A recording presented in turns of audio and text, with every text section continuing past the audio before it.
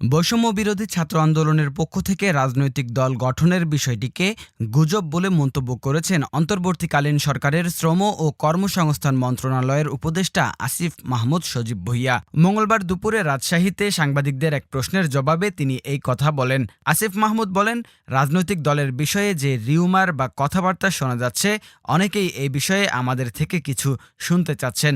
এটা আমরা আগেও স্পষ্ট করে বলেছি, এখনই কোনো রাজনৈতিক দল খোলার অভিপ্রায় আমাদের নেই।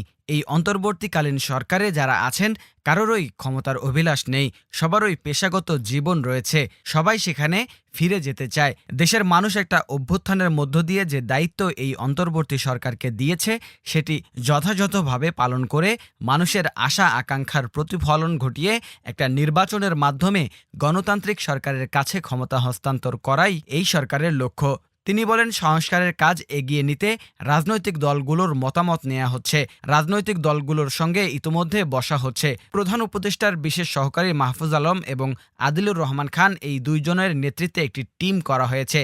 তারা রাজনৈতিক দলগুলোর সঙ্গে প্রতিনিয়তই বসছেন। অফিসিয়াল বৈঠকের বাইরেও আনঅফিসিয়ালি যোগাযোগ রাখছেন তারা, যাতে নিজেদের মধ্যে কোনো ভুল বোঝাবুঝির সৃষ্টি না হয়। দেশ পুনর্গঠনের এই যাত্রায় রাজনৈতিক দলসহ সব স্টেক হোল্ডারদের নিয়ে এগিয়ে যাওয়ার বিষয়টি নিশ্চিত করা হবে বলেও জানান তিনি।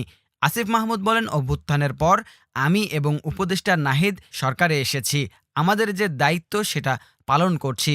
যারা এই অভ্যুত্থানে ছাত্রদের পক্ষ থেকে নেতৃত্ব দিয়েছেন, তারা মনে করছেন দেশ পুনর্গঠনের যে লড়াইটা সামনে আছে, সেই লড়াইয়ে দেশের জনগণের আশা আকাঙ্ক্ষার প্রতিফলন করতে হলে জনগণের কথা শুনতে হবে। সেই কারণে তারা সব জায়গায় টিম করে যাচ্ছেন এবং মানুষের কথা শোনার চেষ্টা করছেন। সেখানে কিছু পরিস্থিতি সম্পর্কে তিনি অবগত আছেন। গার্মেন্টস সেক্টরের অস্থিরতা প্রসঙ্গেও কথা বলেন আসিফ মাহমুদ। তিনি জানান, রোববার থেকে আজ মঙ্গলবার এই সময়টাতে গত সপ্তাহের তুলনায় যে আনরেস্ট ছিল, সেটা ৫ থেকে ১০% নেমে এসেছে।